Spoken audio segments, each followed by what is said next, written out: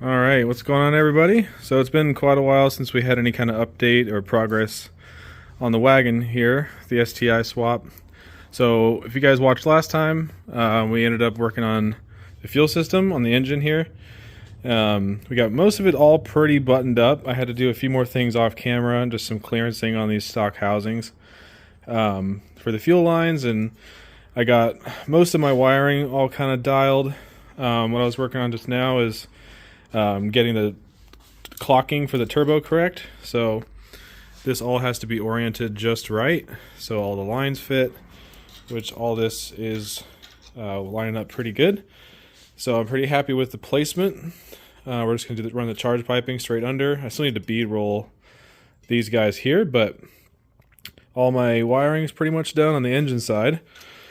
On the chassis side, we got the rest of the AC stuff pulled out because we are going to make a custom AC system.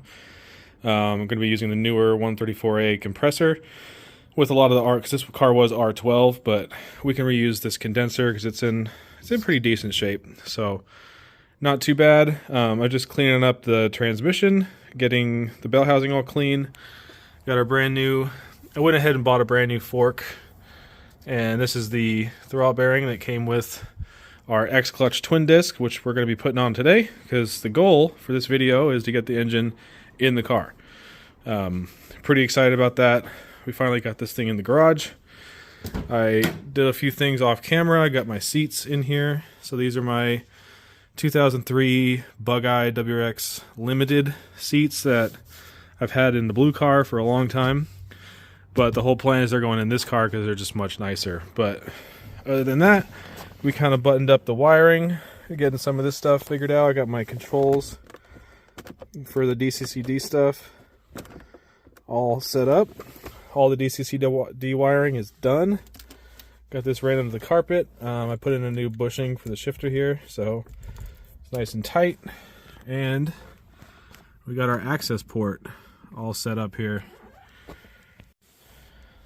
So we still have a few wiring things to do, mainly around the fuel pump controller, running the hot wire kit to the back. So I might end up pulling the seat back out or something like that, but most of the wiring down here is done. This is all just stereo stuff.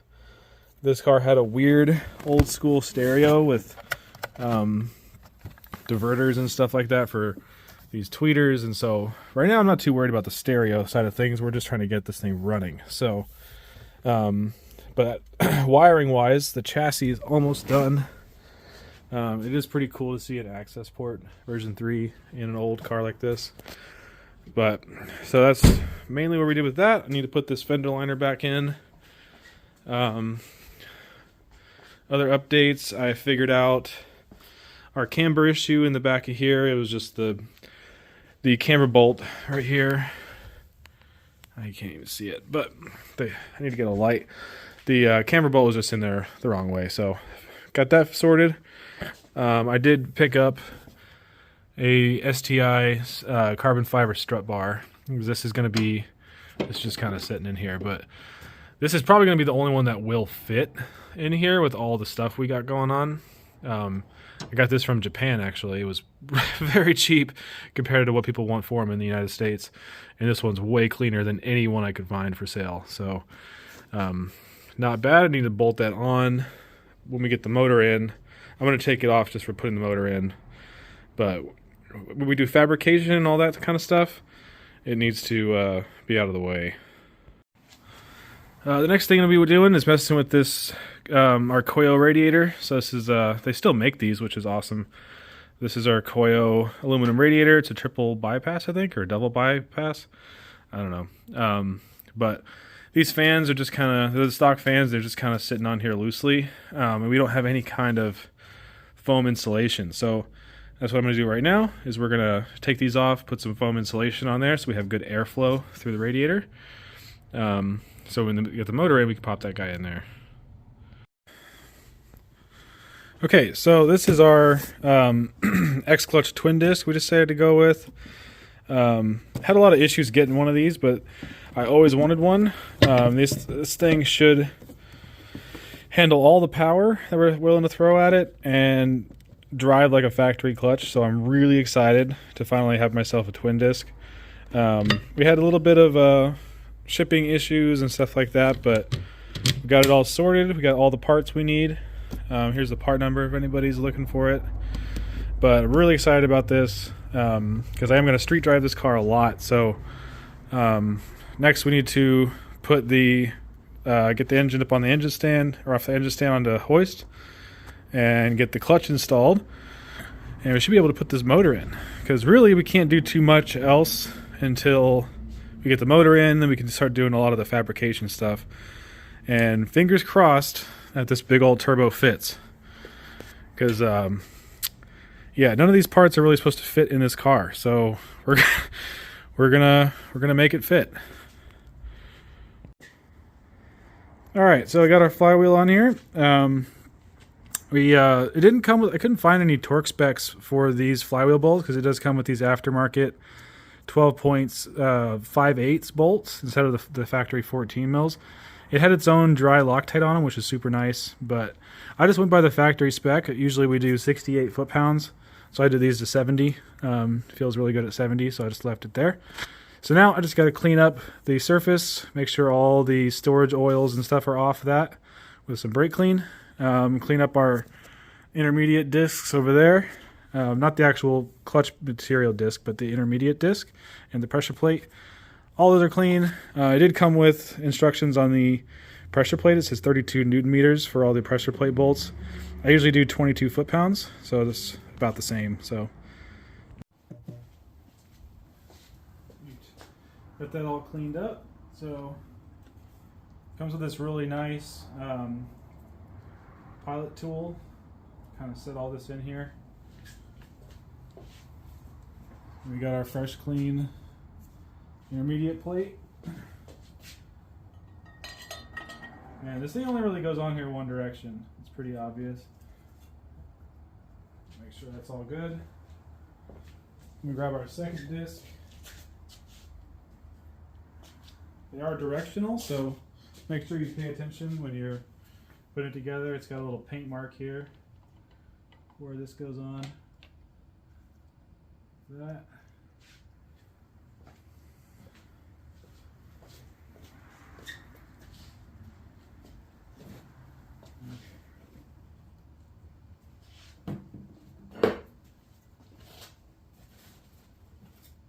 We got our pressure plate. Always make sure you clean up all these surfaces, because they all have this oil on them. You don't want any of this on in your clutch assembly. It's all got to be clean. Just like if you're doing brakes or something else with raw metal.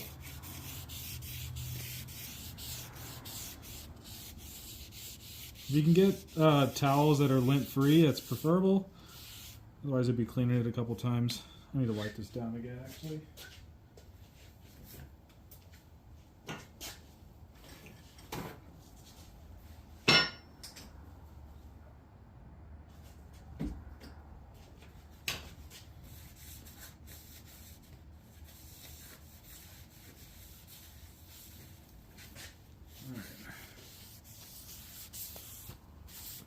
Get all the lint off.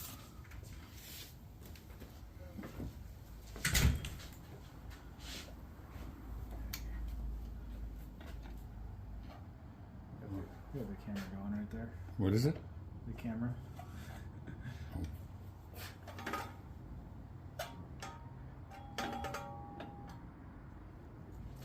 Let's see.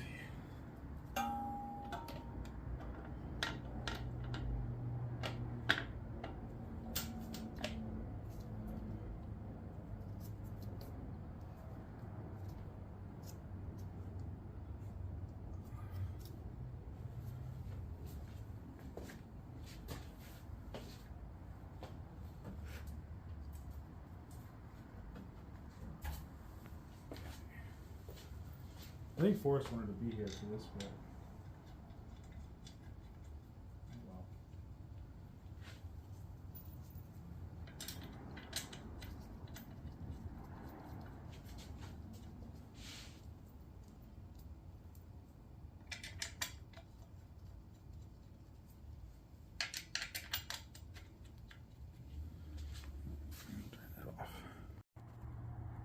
All right, we are ready to go.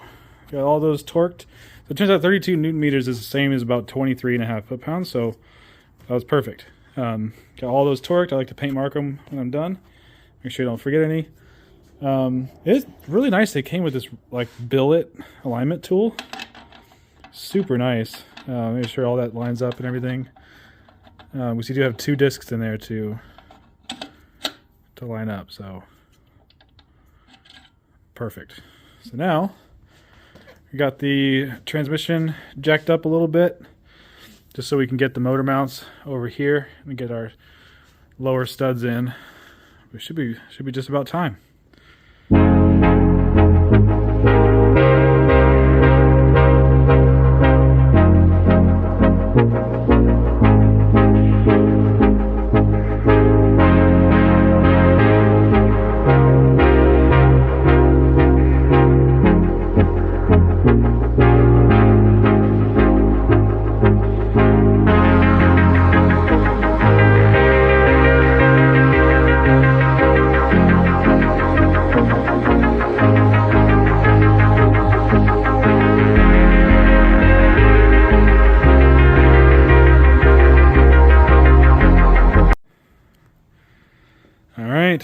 There it is.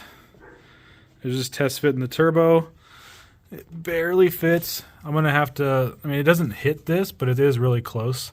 So I'm going to bend this bracket or maybe make a new one to move this back a little bit, because we're not getting rid of AC. You can see how close that is. So it looks really good. Our charge pipe all lines up. Look at that. So one issue is with this thing sticks up way too high and it actually hits the hood. So this part clears, no problem, but this guy hits. So not sure what I'm going to do, if I'm going to just get rid of this. It's the Killer Bee, you know, little tank thing, but not too worried about it for now. We'll figure that out later. Right now we're going to get it onto the fabrication, get the rest of the turbo stuff done, because we need to get our downpipe going so we can actually hook up a wastegate. So we still got a lot of work to do. I think the ring came off of my clutch down here, because I was looking down inside there and the ring is off the pressure plate. So I probably have to pull it back out, get that ring situated, put it back in. But now that the splines are lined up, it should just go right back on. It's not a big deal. So now the motor's in. So I have to come out one more time to fix that, finalize all the bell housing bolts and the motor mounts and all that, and then we can work on fabrication.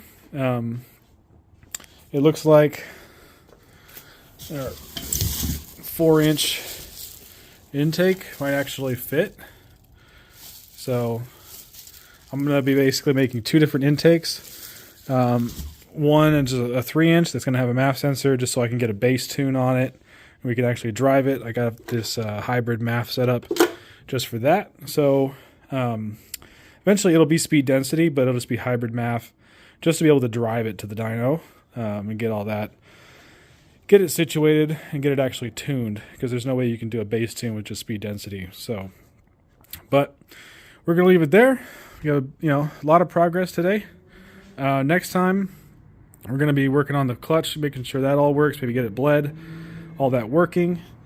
And I got these from Japan today, so this will be next time as well. These are STI Spec C rear lateral, or not lateral links, just trailing arms. So these have these upgraded pillow ball bushings. They're actually pretty cheap for both of them. It was like $230. So I'm going to be putting those in. Then every piece of the suspension in the rear will be aftermarket, upgraded, and be good to go. So, yep, I want to thank you guys for watching. We're going to be making a lot of progress on this now that we have it in the garage. So make sure to like and subscribe, and we'll see you next time. Thanks for watching.